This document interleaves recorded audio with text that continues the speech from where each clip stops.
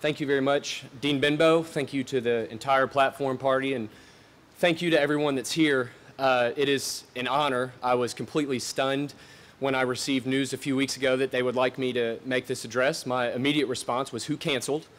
And so, but we're here. One of the facets of Peabody that I was floored by on a daily basis and I wasn't prepared for is the deep connections that are forged between students and faculty here. Sometimes it was the traditional academic work. I remember finding myself doing research beside Dean McClendon, and I knew that that does not happen at every higher education institution.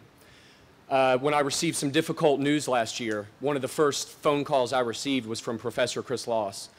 And he didn't call to talk about higher education or his forthcoming book. He was just calling to check on me. After he checked on me, he did talk about his book for a little while.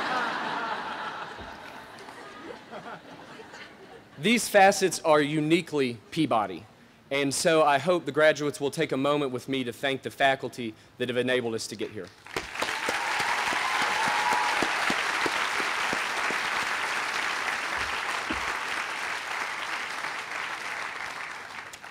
We also need to recognize one of our faculty members who is departing Peabody. For higher education students, being able to study under Dean Tim Caboni was a privilege that we will not forget. If you were lucky enough to take one of his classes, he made you consider serious questions about how you view the institution of higher education. He also made you consider serious questions about how you view bow ties. But if you were a Peabody graduate student in the last few years, it is very likely that Tim Caboni was one of the first faces you saw when you stepped on campus. And throughout your time here, he was a constant. And so I would just say that there are some very fortunate people in Kansas who are gaining a stellar colleague. Thank you.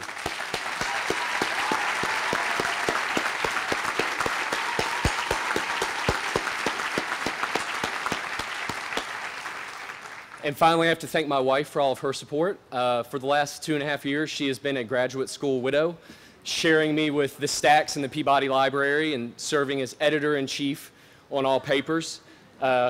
As Dean Benbow noted, she is a West Point graduate, and the takeaway from that is that if you want sympathy for your academic workload, do not marry a West Point graduate.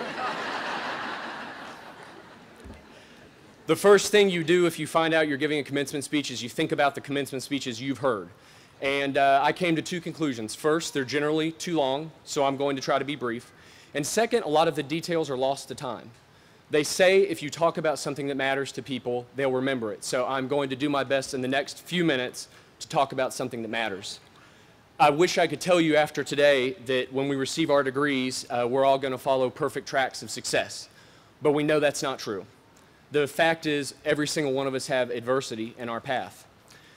And I know what you're thinking, and that is the most depressing commencement speech I've ever heard. But it isn't. See, we're accustomed to thinking of adversity and challenges as negatives to be avoided. But as someone that has experienced adverse situations in my life, I understand that sentiment. But when we pause today and we try to weigh what do these degrees mean to us, what we're really asking is, what has Peabody prepared us to do? It's easy to succeed in good times. Anyone can be a principal if you have an unlimited budget, great teachers, engaged parents, and smart children.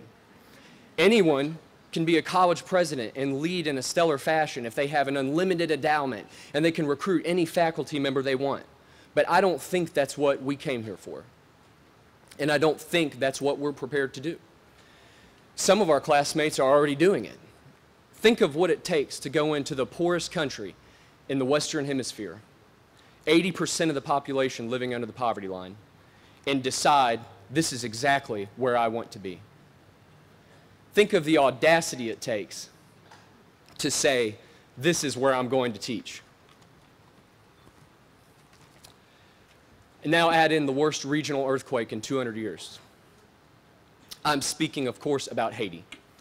One of our classmates has already decided that you can keep the easy path. He'll be down in Haiti teaching orphans.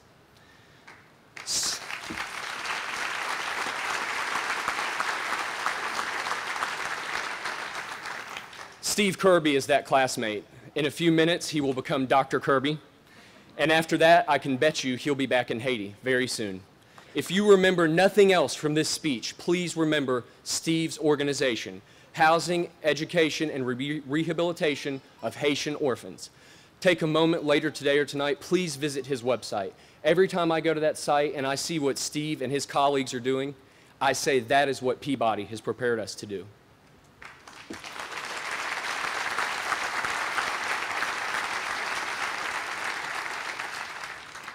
So it's a commencement speech cliche to say that we need to go out and do big things, so I'm not going to do that. I'm going to say we are now obligated to do big things.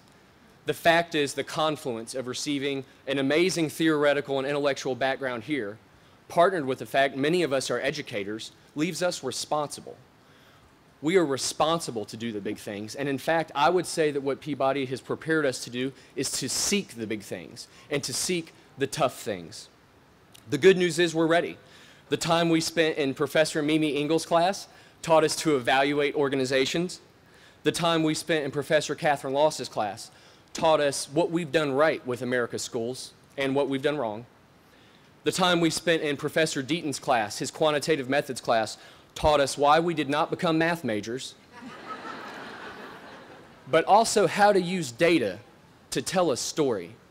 And the story we're telling is about education and the success of other people. So we have a chance to do something from this day that many do not get the chance to do, and that is to buck the societal trend of make as much money as fast as possible, and instead try to live a life that matters. I learned most of what I know about public service from the men I served with in Iraq. They were not trained at public policy schools, but what they knew about selflessness could fill volumes. When I think of my platoon, I think of what a World War II veteran once said. His grandson asked him, "Grandfather, were you a hero in the war?" And he said, "No, but I served with some." I learned from my fellow soldiers that serving others is only service if you do not seek credit for it. And those lessons of public service learned in Iraq have been reinforced right here. One would think that one tour in the Peace Corps is enough. But instead, Taya Owens, before seeking her PhD in the fall, is now going on another overseas assignment.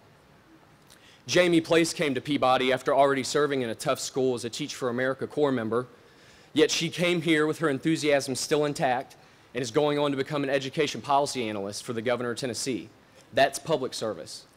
I think back to all the names that comprise my experience at Peabody: Christian Sawyer, Ted Murcray, Franco Lynn, Dan Robbins, Sean Tierney. And that is what I've learned about public service. In the final analysis, the courses that comprise our degrees have prepared us, yes.